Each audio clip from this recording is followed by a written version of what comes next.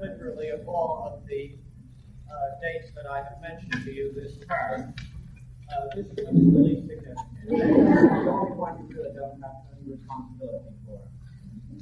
In fact, I'd like to find out who that.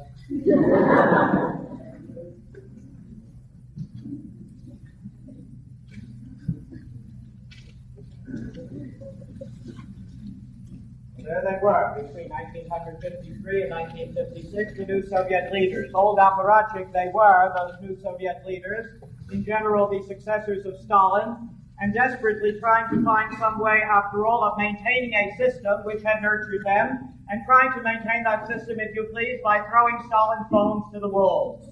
A rather pathetic gesture, in a sense, this attempt really to master or to mute the dialectics of change, because you see, Heraclitus told us, and told us very well, that no human being can step into the same river twice, that history and society and nature itself are in constant flux and in constant movement.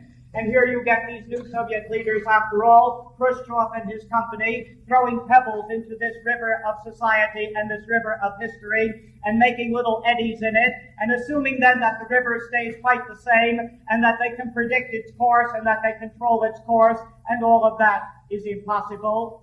Because from the very first gestures of de-Stalinization in 1953 and 54, those gestures of de-Stalinization really hit to the very ragged nerve endings of peoples in all of those East European societies who knew very much better than Khrushchev and his colleagues what the deep contradictions of their societies happened to be. And then when in February of 1956, Khrushchev was to make his great secret speech before the 20th Congress of the Communist Party of the Soviet Union, he was to make a speech in which he denounced very centrally Stalin, in which he denounced very centrally all of the crimes that he attributed to Stalin, and he tried, if you please, to control that speech. He made it in secret, and he hoped that it would circulate only in certain restricted quarters so that certain policies could be taken, but not, after all, to get really out into the public, and all of that was impossible. And that speech did trickle out, and the implications of it did dig in deeply, and they began to be felt, and you see, within a period of months, by October of 1956, you are going to have tremendous explosions in Poland and in Hungary, and when those explosions, after all, are contained, that doesn't end the story at all, and you go years later, and you have those explosions in the summer of 1968 in Czechoslovakia, which are all of the same piece, and to be sure that Soviet power was strong enough, and Soviet power was efficient enough to go into those exploded areas, and to extinguish those explosions, to douse, after all, the movements that had begun. But then you see, an explosion is a blinding light. And in a blinding light, you see things. And so those people who made those explosions in Poland and in Hungary and then later in Czechoslovakia saw what socialism might be, saw what socialism should be, saw, if you please, what socialism will be. And so it was, after all, in the wake of that 20th Congress of February of 1956, that the Soviet leadership and that leadership over Eastern Europe began to make the implications of that speech felt by one reform after another, which reforms the Soviet leadership really tried to contain. In other words, tried to make very concrete and very specific so that they did not threaten the system, because it was the system, after all, that was at stake. And so you have that action of the 17th of April of 1956, which is terribly important in terms of its implications, because on that date the Cominform is dissolved. And that is terribly important, because we know, after all, why Stalin formed the Cominform in 1947. He did it, of course, in reaction to the imperialism of the West, to the development of a Truman Doctrine and a Marshall Plan. But basically what that Cominform meant was Soviet hegemony over Eastern Europe. What it meant was the imposition of the Soviet model, very, very harshly, upon the countries of Eastern Europe. What it meant was the subordination of all of those countries to Soviet rule. And now what is the implication of the dissolution of the Cominform? It means, if you please, in the first place, that there was the implication that monolithic systems of socialism had to go, that after all you had very many ways of making socialism. It implies the principle of polycentrism, which is after all exactly what Nagy in Hungary or Gomulka in Poland had insisted upon in 1948, what Tito was insisting upon, that every country ought by its own resources and by the will of its own people to find its own road to socialism and make its own model. And there is yet a second implication. And that second implication is the end of Soviet hegemony, what is really built into the Sino-Soviet Treaty of 1954, which is the equality of socialist countries one to the other. What is built into that joint declaration of May of 1955 between Tito and Khrushchev, which is again the idea of the equality of socialist countries, that likewise is built into the implications of the dissolution of the Common Core. But here is the point. The point is that even though those were the implications, the Russians tried to mute those implications and to contain them. Always it is this question of unleashing something and then trying to call it back. Because after all, the Warsaw Pact remains intact. Now the Warsaw Pact was entered into in May of 1955. And it was entered into as a response to that fact of March of 55 that West Germany went into the North Atlantic Treaty Alliance and consequently would be rearmed. And what the Warsaw Pact was a meeting of the East European countries with the Russians in the city of Warsaw in May of 55 to establish a military alliance that those East European countries would now recognize the leadership militarily and politically of the Soviet Union. And what the Warsaw Pact was, after all, was justification of the Soviets for keeping their troops in Hungary and keeping them in Romania. And it would become the justification under the principle of mutual military aid for the Russians to intervene then in Hungary in November of 1956, and again to intervene in Czechoslovakia in August of 1968. And so the Warsaw Pact is not negated, after all, by this dissolution of the Common Core. Or take in the second place, the very idea that the Russians still were intervening directly into the political decisions and the political affairs of these East European countries. Because almost simultaneously with this dissolution of the Common Core occurred a crisis of leadership in Poland, and the Russians were very much there on the scene. What had happened was that the chief of the Polish communist movement, Władysław Bierut, had gone to the 20th Congress as a representative of the Polish party. And he was an old Stalinist, Bierut. And when he went up there and he heard Khrushchev make that secret speech, somehow he was struck with anguish. And in his anguish, he did what was one of the most creative things in his whole life. He dropped dead. And with the death of Bierut, obviously there was a vacuum at the leadership in the Polish communist movement.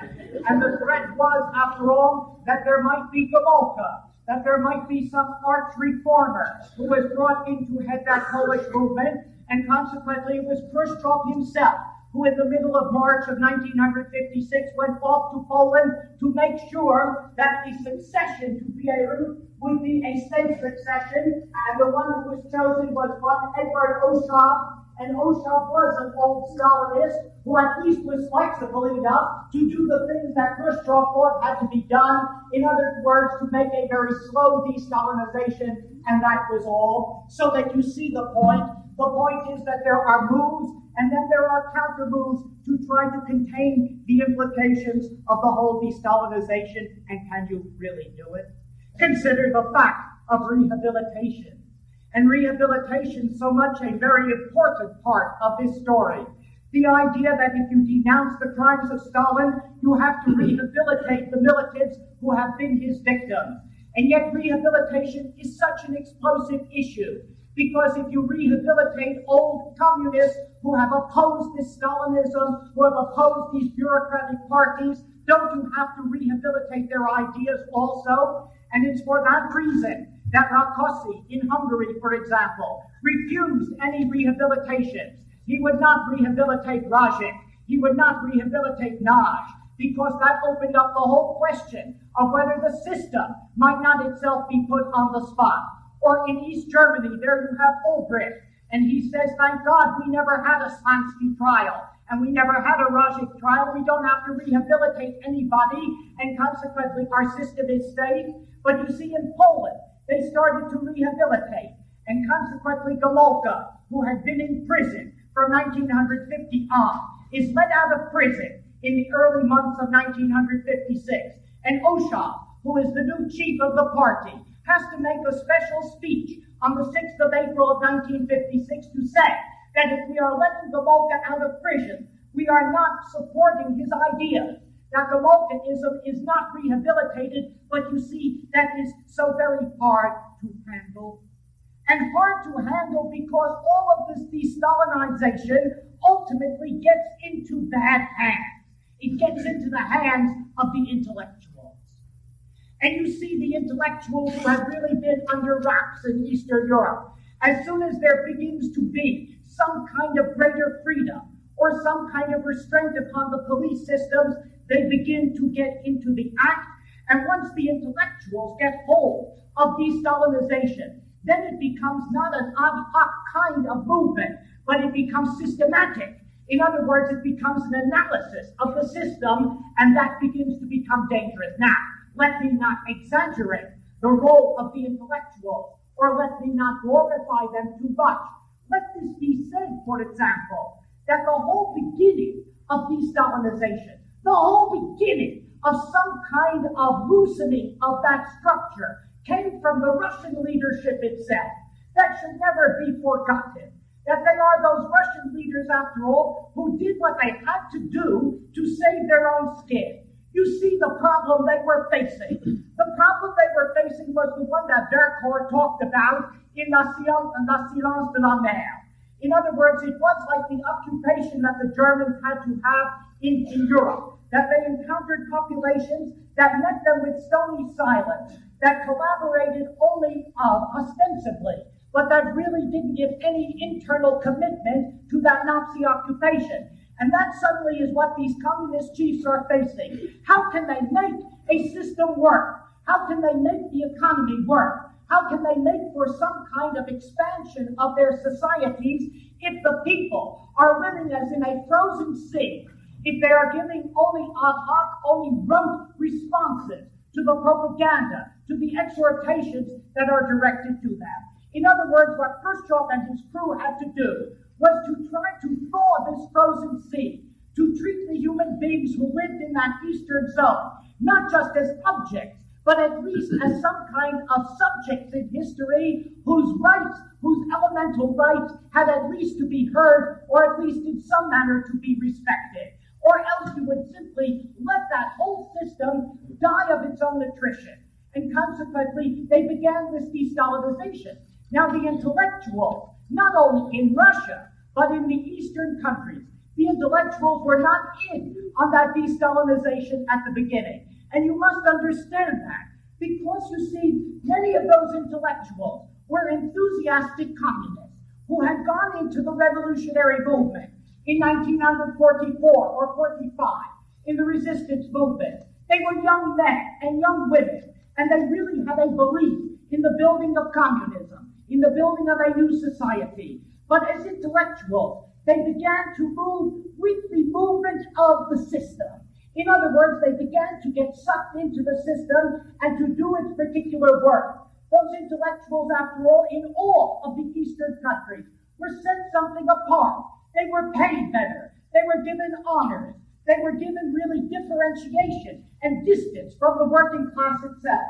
We have a marvelous description of that particular phenomenon by Warshawski, who is himself a Polish writer, and who writes in 1956, "We intellectuals became inflated with self-importance, avid for fame, puffed up on undeserved rewards, so that we had no contact at all with ordinary people, with the poor masses, who were more silent and yet truer to their humanity than we were." And what Warshawski tells us is that it's so easy to suck in a whole stratum of intellectuals in that particular way and get them to sell what is their basic commitment to truth and to justice, which presumably had launched them into the movement to begin with. And you see parenthetically what that tells you. It tells you what Gramsci knew so very well, that most of the time, in most societies, intellectuals are what Gramsci called orthodox or traditional intellectuals.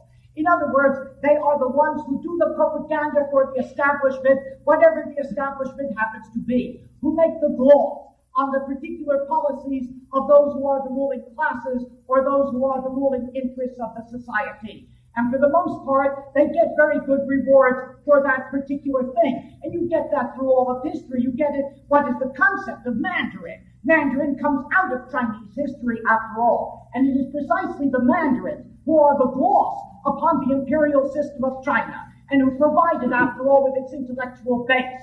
And you get, for example, that famous dialogue, which may be an apocryphal dialogue to be sure, about that meeting, which may be an apocryphal meeting between Confucius and Lao Tzu. And it was said that Kung Fu, or Confucius, was wandering about in that era of the wandering states. And he was going from state to state, presumably as a philosopher, to try to teach justice to these tyrants in that period of the warring states.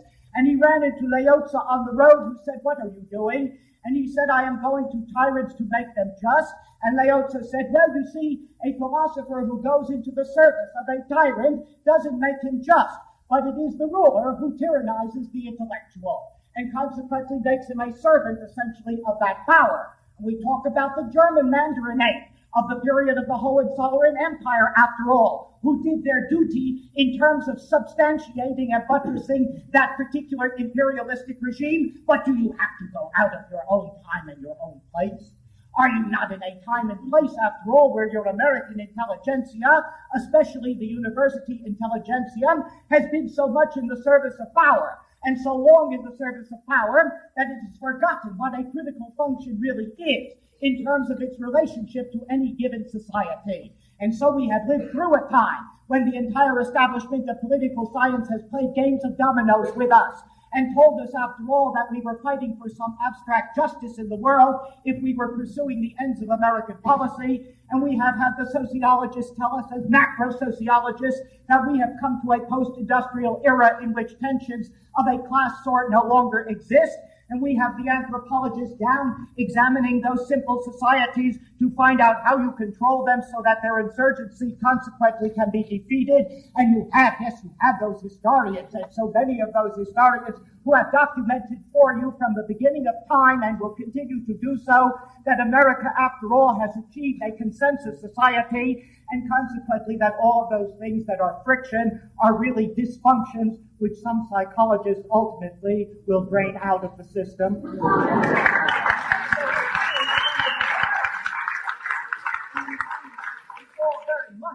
It's all out of Molière. And all you have to do is you go to any meeting. Well, I tell you parenthetically, incidentally. So I'm into the business now with Sidgwick of trying to make a record. And I'm going to try to make a record. You see, I'm carrying around secret tape recorders. And I go to academic meetings. I'm going to have the funniest Christmas record in history, because I'm going to get really good academic meetings down, and then I'm going to interpolate my own rhetorical remarks to indicate what it is that the Mandarins are thinking and talking about in this day, after all, of 1974. But you see, it's all like those doctors in La Maladie Imaginaire, because they stand around the bedside while the patient is dying, and they say, "Bleed him, bleed him, bleed him." Well, the modern academic doesn't say that in America. He says, more articles, more articles, more articles, and consequently you establish your standards of that time. Well, it's all about it, to be sure, and consequently intellectuals are very frequently into that fact. When do they change?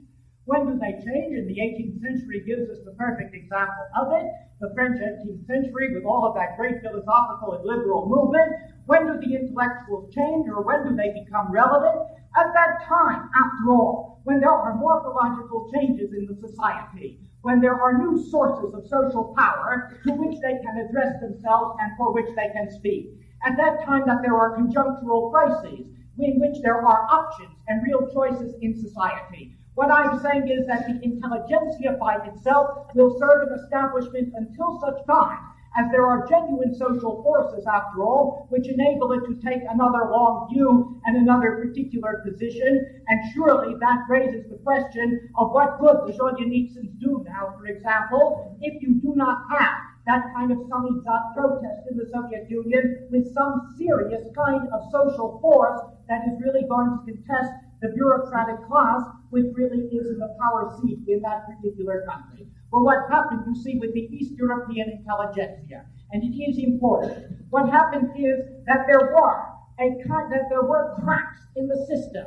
and those cracks in the system really were revealed by the de-Stalinization. And these intellectuals came and they began to widen those cracks, to tear them open. And you see, you have only to read anthologies of the writing of Polish and Hungarian intellectuals in 1956 and 7 to find out something extraordinary.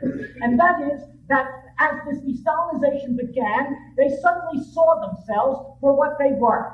In other words, there was terrific shame. There was terrific mea culpa. There was terrific self-criticism because they had sung the praises of Stalin and they had calumniated Brezhnev or Slansky or Tito. And suddenly they saw that all of that was a lie. And once they saw that, they went much further than the de-Stalinizers. They had to make up for all of that kind of capitulation that they had been into. And consequently, they moved these ad hoc actions of de-Stalinization into a systematic pattern.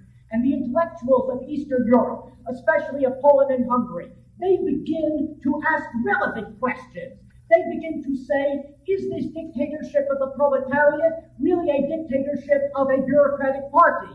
And there you get a Julian Hopefeld, for example, in Poland, who in April of 1956, for the first time does the great no-no. He mentions the name Rosa Luxemburg, and he circulates around a little bit of her criticism of what a bureaucratic party is.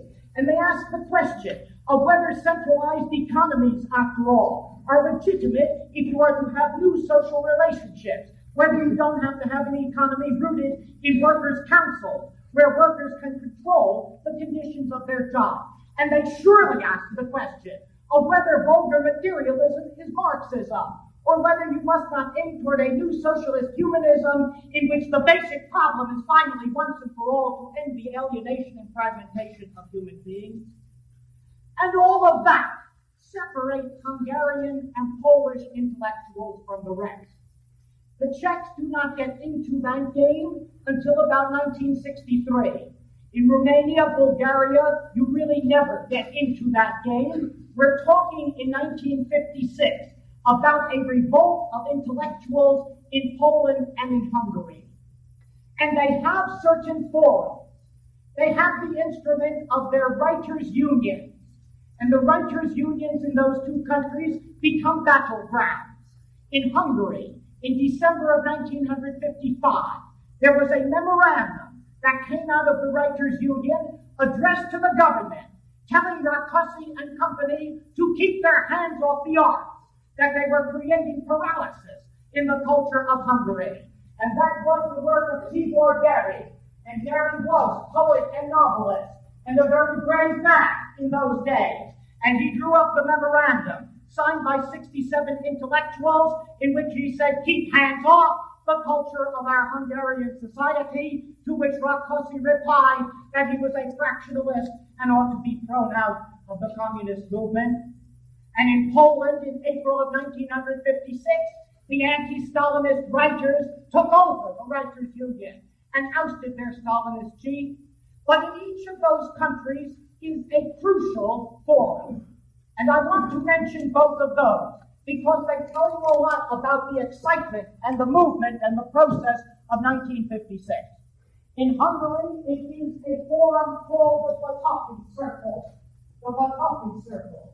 And Batavi, if you know your history of 19th century Hungary, his great poet and national liberator was a man who fought in the revolution of 1848 and 9, was killed in 1849 in the struggle for the Hungarian Revolution, and wrote the Hungarian national hymn, Up Magyar, and a great national hero. And so a circle, or a club, founded in his name toward the end of 1955, in general by young communist intellectuals, but as a forum, as a meeting place for the young intellectuals, whether communist or not, to discuss the problems of Hungarian society, and those meetings in 1956 are fantastic.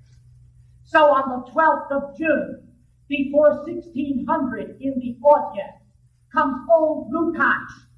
Lukács, after all, of history and class consciousness, the one who had seen so early what the problem of reification was, what the problem of stultifying totalitarianism was, and who had been so long under wraps and refused to speak, and came at a great meeting on the 12th of June before the Coffee Circle to tell these young intellectuals that everything about Stalinism was a distortion of a socialist society. 2 days later, the 14th of June, fantastic meeting, 2,000 in the audience, and they were old militants, the ones who had fought in the Spanish Civil War from Hungary, the ones who had suffered repression between 1947 and 50, the ones who had gone to trial and seen their comrades killed, and they now came forth to tell the young intellectuals what it was like, why they had suffered for being veterans of the Spanish Civil War. And suddenly, at the culminating point, and in front of two members of the Hungarian Central Committee of the Communist Party, who were old Rákosi men, suddenly, at the culminating point, a woman, tall, gray hair, with all of the suffering of prison in her face, went to that rostrum. And she was Julia Rajek, the widow of that Rajek, who had been put to death in that first great trial of 1949. And Julia Rajek herself, 5 years in the prisons of Rákosi, just as she had spent 7 years in the prisons of Horthy, and she turned directly to those who were the communist apparatchik at that particular meeting, and she said to them, "You haven't killed only my husband, but you have killed the human dignity of our revolution. Where were you while those things were happening? How could you tolerate such degeneracy? How could you stand by? How can you call yourselves communists?" And that whole rose as one human being and carried on their shoulders the Julia Rajek out into a street for a manifestation. And came that great meeting of the 27th of June of 1956. And I want you to imagine how a society is opening up. And this was a meeting on the freedom of the press. And this time there were 6,000 who pressed into a room where you could hardly breathe. And they heard a discussion of all of the journalists who had been dismissed from the newspapers by the fiat of the government. And again it is Tibor Derry, this novelist, who makes the central speech, and who demands complete freedom of the press, and who demands also that Rákosi be dismissed. And then he goes on to the essential. What is the relationship of socialism to the freedom of human beings? The root of our evil, says Derry, is the absence of essential freedom. We must end the reign of the police, and I say that we will end it. We have struggled for so many things that we have forgotten the highest priority of our revolution, humanism, the free and equal relations of human beings, the end of our alienation. And how shall we Hungarians set our affairs straight? Our new course, our future, it cannot be set in Moscow or in Belgrade, but only here in the heartland of our own country. And it was the right of self-determination and self-disposal that he was talking about. That meeting began at 7 in the evening of the 27th of June, ended at 5 in the morning of the 28th of June, and out into the street it continued, and that next day everybody was talking about it, including Rákosi. And so he called the Central Committee together on the 30th of June, and he said that the Coffee Circle must be silent, and its meetings must end, and we expel Derry from the Communist Party, and we will use repression to end all of this. And there was a storm signal in 1956 to the de-Stalinizers. The storm signal that said you cannot contain it, you will have to crush it in blood. And the storm signal were the riots of Poznan. And the riots of Poznan took place on the 28th of June of 1956 in the city of Poznan in Poland. And Poznan is an industrial city. And what took place there, after all, 2,000 of them in a factory called the Warsaw Factory, which made locomotive parts and consequently was important in the Polish flag. And those workers suffered from the same kinds of privations that the German workers had when they revolted in June of 1953. That is, their wages were low, and throughout 1955, the amount of work that they had to do was increased, so that the intensification of labor meant that they were really deriving less pay for what they were doing. In addition, there was a surge in unemployment because there were so few raw materials that from time to time these workers would go and they would find no job. Their conditions got worse and worse until finally in the spring of 1956, they went. 38% of them were communists in that workforce. They went to their local communist organization in the Warsaw Factory. And they said, you must do something about our conditions. The communists said, we can't do anything. And they said, then we will go to Warsaw and we will demand change. And on the 25th of June, the workers in Poznan, in this factory, sent a delegation of their comrades to Warsaw. And there they saw Tokarski. Tokarski was the minister of production, a kind of an old-line Stalinist. And they said to him, we must have better pay, we must have shorter hours, our conditions are awful. And Tokarski said, you will get nothing. And they said, we will go on strike. And he said, then you will face tax. And that went back to the workers in Poznan. And they got the message on the 27th of June that nothing had happened in Warsaw. And they decided on simply an unarmed, peaceful manifestation on the 28th. And on the 28th, they went out of their factory, were joined by other workers, and here you have to begin to imagine something. You have to begin to imagine that there is some dialogue from below now. And there are about 20,000 workers by noon out on the streets of the city of Poznan, and their cards or their placards call for justice, call for bread, call for real socialism, call for freedom. In other words, they are the modal or they are the slogans of a kind of working class socialism that is demanded here. By noon of that day, the streets are packed with these workers and the government calls out the force.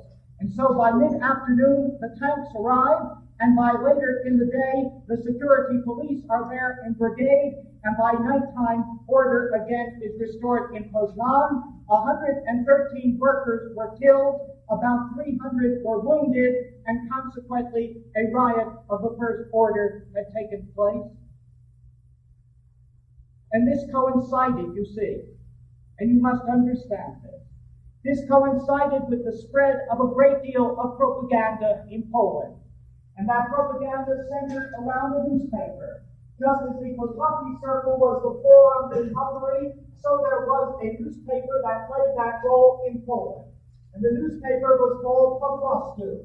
And Po Prostu, which was founded at the end of 1955 by a young intellectual named Lasotan, reached a circulation of about 200,000 by the time of the Poznan riot. And in this newspaper, there was an unsparing picture of what socialism had degenerated into in Poland. That workers were suffering, that they were getting low wages, that there were bureaucrats who were living well, who had good apartments and good automobiles and so forth.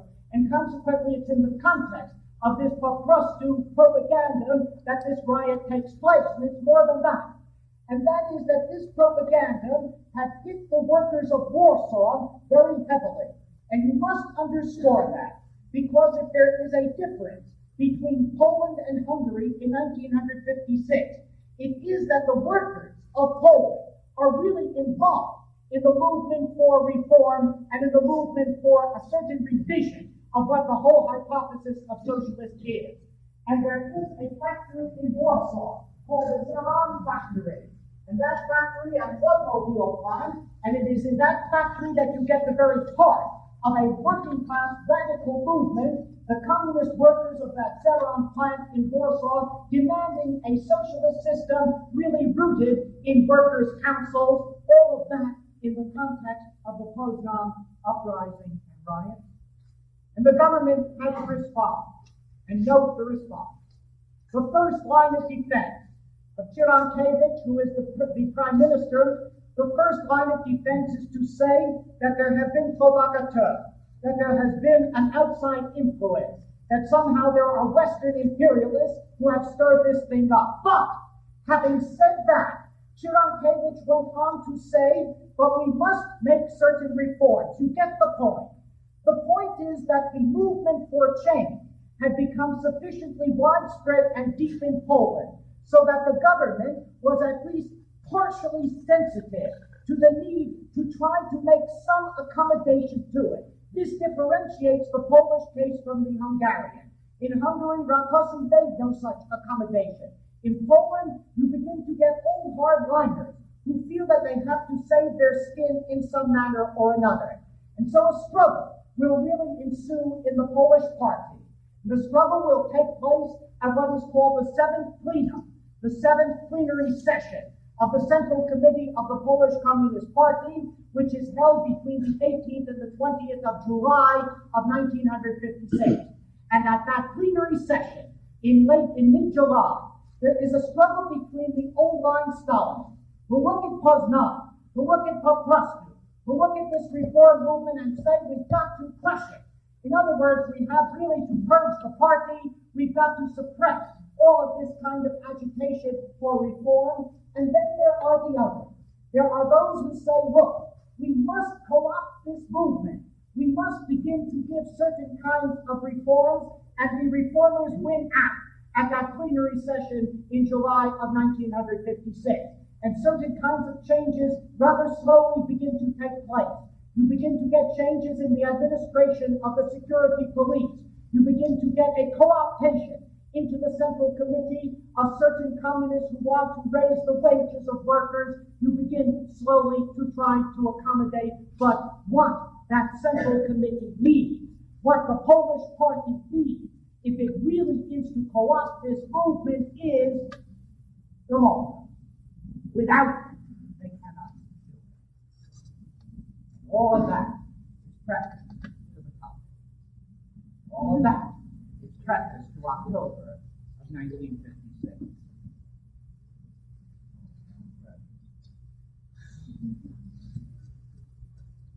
And it's Poland in October of 56, and it's Hungary in October of 56. And it is that blinding flash. And it is the moment when you see something else, and when that space may be turned into something else. And what it is in Poland is a great drama that centers really around the accession of Władysław Gomułka to the first position in the Polish Communist Party. And that is excessively dramatic. Here is a man who had been ousted in 1948, who had been in prison between 1950 and 56, who had not been reintegrated into the Polish Communist Party until the 4th of August of 1956, and it is hellishly dramatic that suddenly, after all, on the 20th of October, he is going to be named the first secretary of the Communist Party of Poland, but it is equally ambiguous. Because the question is, whose man is Gomułka? And the question is, whom will he serve, and to what end? Will he serve a revolution within a revolution, or will he canalize it and co-opt it? And if he canalizes and co-opts it, will anything be gained, or will we simply have posed the question? And the ambiguity arises because he is the man of two groups that are at odds with each other. He is the man of the mass. He is the man of the popular movement. But he is also the man of the apparatus. The man of the apparatus of the party. And the popular movement looks at the Gomułka and the workers and the students in the university and the young and all of those people who really are talking about workers' councils and want a different kind of socialism. They know they are more radical than Gomułka. They know that they really have exceeded him in their vision. All of those people who, as it was said, simply couldn't sleep on that night of the 19th and 20th of October when all of Warsaw was awake. All of those people who were dreaming of something else knew that Gomułka really wasn't their man, but they looked at him, first of all, as nationalist, as somebody who could end the Russian excessive influence in Poland. They looked at him, secondly, as somebody who was more democratic, who really wanted to end some of the worst abuses in the party, but most of all, they looked at him as a transition, as somebody who could get rid of the Stalinists in the party, somebody who could get rid of the worst excesses in the party and give them a period of maneuverability, a period of transition, and in fact, Gomulka did that.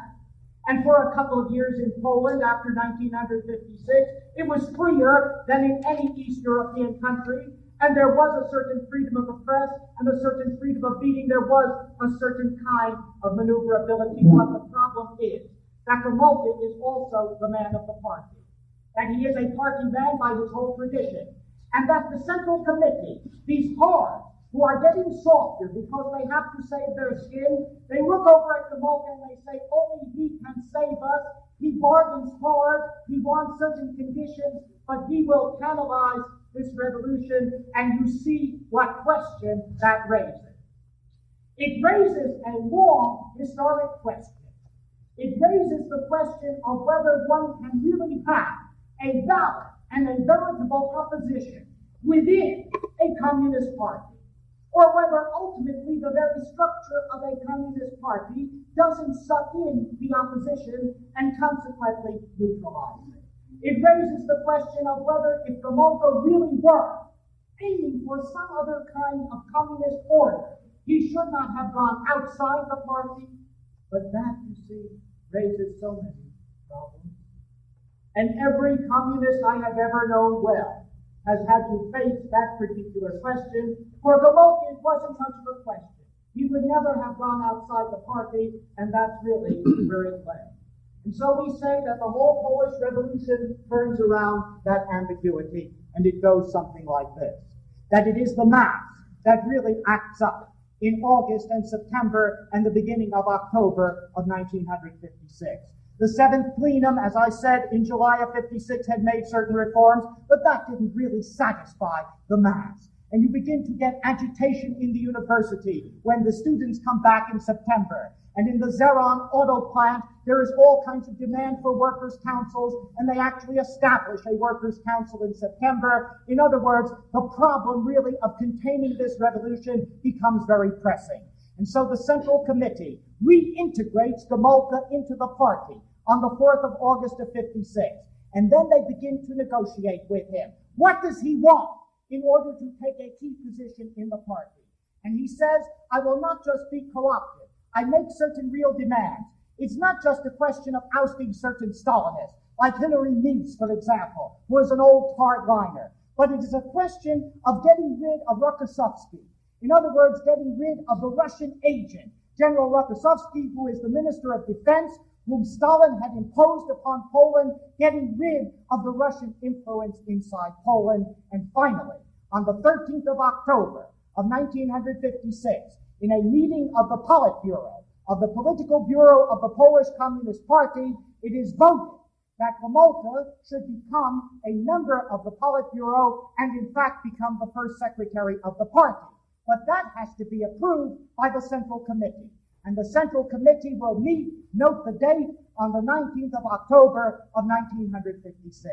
And something fantastic is happening. The party is capitulating to Gomulka in order to prevent a complete disintegration of the system. Comes the 19th of October, and by that time, the Hards, the Stalinists, have really tried to make their plans. They have thought, for example, about the arrest of certain of these leaders of the reform movement, and that doesn't work. They thought about moving the Polish army, and that doesn't work. The only thing that the Stalinist interest has going for it is the possibility that the Soviet Union may intervene. And so you get the Central Committee meeting on the morning of the 19th of October of 1956. And it goes smoothly. And at the beginning, Gomulka and 3 of his friends are voted into the Central Committee. Then comes the proposition that Gomulka should become the first secretary of the Communist Party to replace Oshab, and then comes the word. And the word is that at the military airport in Warsaw, there is suddenly a Soviet delegation. Hamal de Sovietique. Khrushchev, Mikoyan, Molotov, Kaganovich, and Marshal Konyev. A delegation to attend the Central Committee meeting. And the Central Committee decides it can no longer debate, that it must talk first to the Russians. And the word gets out in the city of Warsaw, and it spreads throughout Poland, that the Russians have arrived, and that means that they're going to impose their will, does it not? What do the Russians want? And with Khrushchev, it's perfectly evident that he didn't want really to use force in Poland if he could help it. He had to come to find out what Gomulka was about and what he was proposing. And certainly to use force to send the Soviet army in meant, after all, to get on the wrong side of Tito again. It meant to get on the wrong side of the Chinese, but willing to do it if there was more to be lost by Gomulka. If the Poles broke away from the Warsaw Pact, if they broke away from the Soviet model of communism, if they gave some other model to Eastern Europe, they could be very dangerous, and the discussions went on, if you can call them that. And it would have been something for all of us to have heard those discussions, because there was a full day of bitterness and of acrimony that was fantastic. And all over Poland, you see, and especially in the city of Warsaw, Gomulka could count on the people, because you get certain foci or certain bases of support that are terrific. You get the university, you get Poprostu, you get the factories, you get people on the street. There really is mass support, and the messages begin pouring in. The messages to the Central Committee and to Gomulka to hold fast against the Russians. And consequently, you begin to get messages, for example, of this kind that are read to the Russians. This from the communist section of the workers at Zeran, at the Zeran factory. We affirm with force that we are great to the power of the people, and we repudiate anyone who says that in our struggle for socialist humanism, we are moving toward bourgeois democracy. And then Oscar Langa, that great economist, gets up in the presence of the Russians and says this, and note it well, because this is really what the whole story is about. And Langa says to the Russians, look, the working class and all the laboring people want to govern their own lives. Russian comrades, when we look at the gigantic outbursts of political participation and enthusiasm, the endless meetings, the views of the working class being expressed, we can say that for the first time, that is the dictatorship of the proletariat.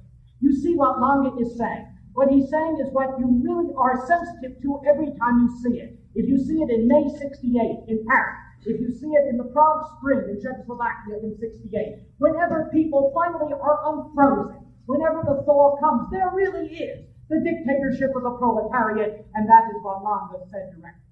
Well, Khrushchev, after all, is realistic. And he asked Gomulka two questions. He asked him, first of all, how do you view the role of the party? And Gomulka says, I believe that the dictatorship of the proletariat means fundamentally the dictatorship of the party. In other words, that he would preserve the party. He was asked next, where do you stand on the Warsaw Pact? He said, I am absolutely loyal to it. And after this long, horrendous day of debate, the Russians left and did nothing. And the next day, the 20th of October, Gomulka becomes really the boss of the Communist Party and the key figure in Poland. And when he does, he makes a great speech in which he says, after all, that satellitism and Stalinism are dead in Poland. What is invariable in any system worthy of being called socialist is the suppression of the exploitation of man by man. And there are many paths to that goal. But, having said that, Gomulka then goes on to say, we will not permit anyone to exploit this process of democratization in order to destroy socialism. At the top, leading the changes, must always be the Communist Party of Poland. Now that's a very different position, you see, than some of the Poprostu writers were taking. You take Roman Simon, for example, in Poprostu in January of 57, say, if the entire party was Stalin, and if we are fighting against Stalinism, isn't it necessary to liquidate the party? That is, to start all over and build another kind of communist party in Poland. When Simon said that, he was only 6 months away from being stripped of his Communist Party membership and put into prison. The point is that the Russians used Gomulkaism, and the party used Gomulka as a tampon, as a way of stopping, after all, some kind of ultimate flow that really would be dangerous, perfectly good word, as some kind of safeguard against anything that was worse. And what happened, of course, was that the revolution was not a profound revolution in Poland. Because if you then take or examine that Gomulka regime for the 2 or 3 years that followed, there are changes that come about. And note this well, really. There are changes that come about. There is, after all, an end to some of the worst Stalinist tactics, some of the worst Stalinist personalities in the Central Committee. There is a certain restraint on police tactics. There is even putting into effect a so-called new economic plan of Oscar Lange, in which a certain decentralization, even workers' councils were integrated. All of that went on for 2 or 3 years in Poland, and then it broke down. By 1960, after all, Gomulka already shows, again, authoritarian tactics and techniques, that some of the people around him are showing the same kinds of practices, that Lange's plan is shelved, and you have again a centralized economic plan, that what Poland becomes is tranquil or apathetic, or the whole political system, after all, that had been challenged, really is in place and reasonably well established. Because ultimately, Poland did not have a good economy, it had an unfavorable balance of trade, it did not raise its workers' wages. Ultimately, after all of this struggle, and after a certain small area of freedom, the workers and the mass simply slip back, and there's something worse than that. Who thrive then? Who are the victors of this Polish revolt? What happens in this socialist space? Obviously, the peasantry, the victor, because collectivization of agriculture is stopped. And Poland becomes the one country in Eastern Europe that really goes back to private farmsteads. The 10,000 collectives of 1956 are reduced to 1,600. It means 87% of Polish land by 1960 is in private hands. And that contrary to the procedures in the other Eastern countries where collectivization goes on apace. It means, in the second place, that the economic plan again becomes a centralized plan and the workers' councils are disbanded. You have so-called workers' conferences that don't mean anything. And what is worst of all, and that is that the church is reestablished, really, as a central entity in the ideological life of the country. Cardinal Wyszynski is released from prison on the 28th of October of 1956, and the Catholic Church goes back into business. By 1960, there was an inquiry among young Poles, and 78% said that they were profoundly attached to the Catholic Church, and it is my judgment that that is a defeat for the revolution. And so there were young communists, like Kuron, for example, and Modzelewski, who really got into trouble with the party in 1964 and got jailed because they said, you see, it was all wrong. And in their open letters circulated around Poland, they said, you see, the revolution we could have fought in 1956, the revolution we should have fought, was the revolution against the bureaucratic model of socialism. And if we did not do that, if we simply de-Stalinized by kicking out certain personalities and putting in others, then we would fall back into the same trap. And so Kuron and Modzelewski said, no socialism unless it is based on the power of the people, unless it is based on the worker council. And so the Polish Revolution ends in co-optation, ultimately in defeat. Hungary, Rákosi, the summer of 1956, tough as hell. Suppressing the Batofi Circle, ousting Derry from the Communist Party, prepared to put Nagy in prison, prepared to crush the whole movement, and the Russians think he's going too far. And Mikoyan comes to Hungary, to Budapest, on the 17th of July, and he says, you're going too far, you are out of touch with the people, and consequently demands that Rákosi resign, and he does on the 18th of July of 1956. But then, the Russians, with this notion of a very careful and very staged de-Stalinization, really plan the next political bureau of the Hungarian party, the next central committee, and so you get him replaced, Rákosi, by a man named Ernest Yarrow, and Yarrow is an old Stalinist, only a little bit more flexible than Rákosi, and you get again at the position of culture a man like Reve, who is an ardent Stalinist, and who puts his heavy hand over the culture of Hungary. The concession is János Haddad. And Khrushchev becomes the assistant head or the assistant general secretary of the party, and he's supposed to be a reformer, he's supposed to be a liberal. You see the point. The point is that there was no capacity in the Hungarian party to make the concession that the Polish party made. There was no sensitivity to how far you had to go in order to co-opt, and consequently you'll get the tremendous explosion that you get in the fall of 1956. What happened was that Nagy could not play the role of Gomulka. He had no basis of support, like the worker support that Gomulka had, or the support in Patrostu, or the support in the university. He had only a very vague, generalized support among intellectuals. In the party, almost nothing. He couldn't push his way in. And Nagy was the kind of guy who would not make a popular uprising from the outside, who said in a letter to the Central Committee of the Hungarian Party on the 4th of October, I remain a man of unity, a very loyal man, and so everything is going to explode in chaos. Look, the 6th of October of 1956, and the government decides to rehabilitate Rajic and to have a public funeral for Rajic years after his death. And so this public funeral of the 6th of October brings out in the city of Budapest 300,000 demonstrators with Nagy and with Julia Rajic at the head of that manifestation.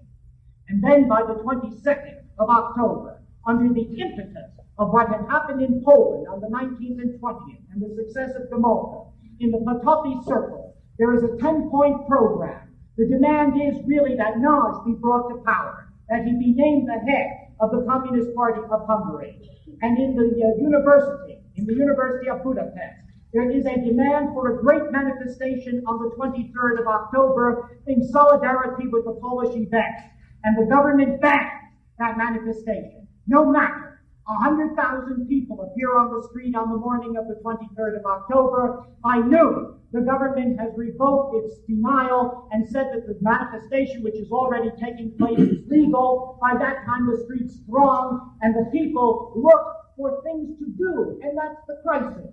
There is no real preparation. There is no real training. They seize the radio station. Then they suddenly see that huge, monstrous statue of Stalin in the central square. Down that goes. And then they move around and cry for Nagy to come to power. And finally, on the night of the 23rd of October, the Central Committee of the Hungarian Party, meeting in emergency, names Nagy as the Prime Minister of the country.